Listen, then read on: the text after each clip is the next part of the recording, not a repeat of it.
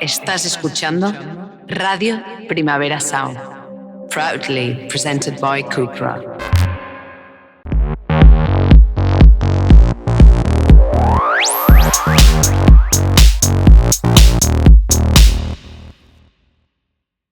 And welcome back to Radio Primavera Sound, live at the Primavera Sound Festival. Stay all day if you want to. It's Gouge Away. Sorry, I'm sure you've heard that many times before, but I couldn't resist. How are you? Great. Yeah. Awesome. Yeah. Excited. Welcome, guys. How was your Madrid gig the other day? Oh, so good. In Madrid? Yeah. The bar was so cool. I forgot the name of it. Wurlitzer? Wurlitzer? Yeah. Super cool. Yeah, it was fun. It was a very excited crowd. They're fun. Well, I was going to say, like, I haven't seen one of your gigs, but I've seen video, and they're pretty sort of fiery, pretty incredible. Like, is it kind of cathartic for you playing? Yeah. Definitely, yeah. Sweating like crazy. I feel like even if I don't go into the show thinking of it like that, just screaming is just like, wow, I needed that today. And what's the sort of the craziest thing you've seen amongst the audience? Ever? Yeah. That's a tough one. That's tough. The craziest thing. I mean, It's always kind of crazy, I think. Crowd surfing, stage diving, but I don't have a specific thing unless you guys do. yeah, I can't think of anything like crazy, you know. Maybe today it'll happen, though. Yeah, you never know. It'll happen today. Christina, you mentioned once, I believe, that you have tour nightmares. I do. Do you still have them? Yeah. Even now?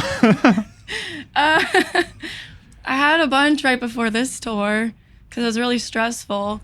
I had a dream that I got on the plane and realized I didn't pack anything in my suitcase. Like, I didn't have a suitcase, and I was just on the plane kind of freaking out that I didn't have anything at all. One time I had a nightmare that we were trying to pack up the van before the tour started in our apartment complex, but there was a banana stand in the way. And it was like really popular and 1 million people wanted bananas and we just could not pack up the van. Like, look, bananas are good for you, but for God's sake, we gotta, Yeah, we gotta get out of here. I wanted to talk about the new album, Deep Sage, which was released last year. How do you think it kind of moved on your sound? I think ever since we started, we always wanted to have more dynamics, but we could never get the quiet parts to be quiet. We were always just like on 100 at all times, and I feel like with Deep Sage we finally figured out how to do that, and that's really cool for us. Is this why you take so long to make another album? Because the previous one, Burn Sure, was from 2018. Or did the band actually break up in the meantime? Or We did break up. Yeah, the second one. Yeah, we broke up for like a couple of years. Mm-hmm.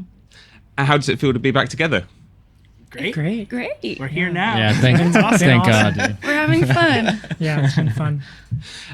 I think you said as well that Deep Sage, and sorry to give a quote back to you, comes from a place of loving what you're doing as opposed to a place of spite. What did you mean by that? When we started, I didn't see a lot of women in bands, and at least not where we're from, and I felt like Gouge Away was kind of inspired by like wanting to prove something all the time, which is like a lot of focus on like what other people think. But when it came to Deep Sages, like we did break up, and then we came back because we all loved those songs a lot and we just wanted to finish them. So it came from this place instead of like, oh, what's someone gonna think or whatever. It was just like, we want to finish it because we love it. And it's a bit more, would I be right in saying a bit more shoegazy? A little bit. A little bit. Yeah, a song or two definitely leans more into that. Do you all listen to Bark Psychosis? That's what I'm... Just me. Yeah, just him. Mix the I keep record. telling guy. him to listen to it. They'll get there. I mean, because you're from Florida, right? Mm-hmm. But Christina, you moved to Portland. Have you all moved to Portland, or? Yeah, just us two. Okay. That I've never been to Portland, but it's a very different place from Florida, right? Yeah, it's kind of like the most opposite place in America from Florida. In distance and like culturally, I guess. Yeah. if you could- Because Florida is like sunny and Portland is Nature. and like, rainy. it's a lot- Yeah, Portland can get pretty sunny too in the summer.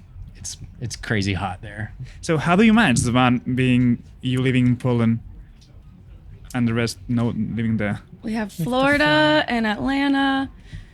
Yeah, we fly before each tour. Wherever we're starting a tour is where we practice. It would be easier if we all lived in the same place. But it's kind of nice. I mean, we all get a break from each other a little bit. Before we didn't get a break at all. We would just go we would practice 20 hours a week and then constantly be on tour. We always saw each other. I mean, I can get now the nightmares before. I mean, do you find it are you very inspired by where you live? Do you find different songs coming out now that you've moved? I do. Yeah. Yeah.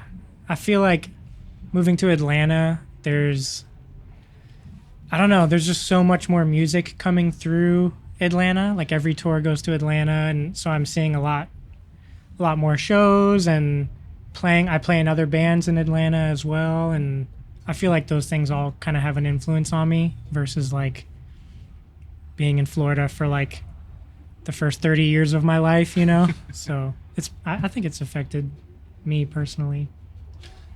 Are you a band that likes to sort of kick against what's happening around you? I mean, the reason I ask this, I don't know. This is probably quite ignorant, but the idea I have of Florida is, I don't know. It's got a reputation as being quite sort of.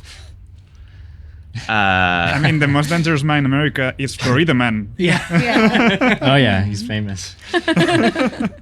I think quite conservative is what I'm going for. Did you find in the early days you were kind of kicking against that? You were. Yeah. Oh, for sure. Definitely. Yeah, I feel like every song hit on a topic when we first started. We would have people yell at us in the audience about things. Yeah. In the early days, people didn't like what we talked about, which is interesting. I feel like things have definitely come a really long way. Yeah, it's much better. Yeah. At least South Florida, where we're from, is sort of the cultural part of Florida, where it's very multicultural and lots of different people and whatnot. But the further north you go is where Florida Man lives. But people would go to punk shows basically, and they would still shout what you were talking about. People just wanted to go to a punk show to just beat people up. Oh, When we started, the older generation were just moshers. They would just they're like cannonballs coming at you, and you have to learn how to So it's different for So for us. before we leave the interview, you've toured with Ted Pyle, who are playing tomorrow, and they come here too. Do you have any question or message for them? Oh, do you want to do the? Can we do it on the count of 3? Yeah. Okay. Okay. 1, 2, 3. Chat pile. They'll know what we mean by that.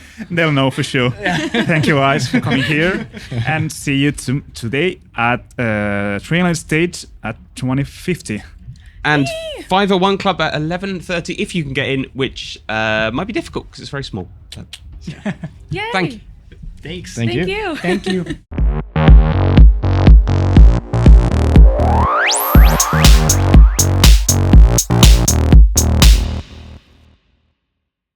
Estás escuchando Radio Primavera Sound. Proudly presented by Cuxart.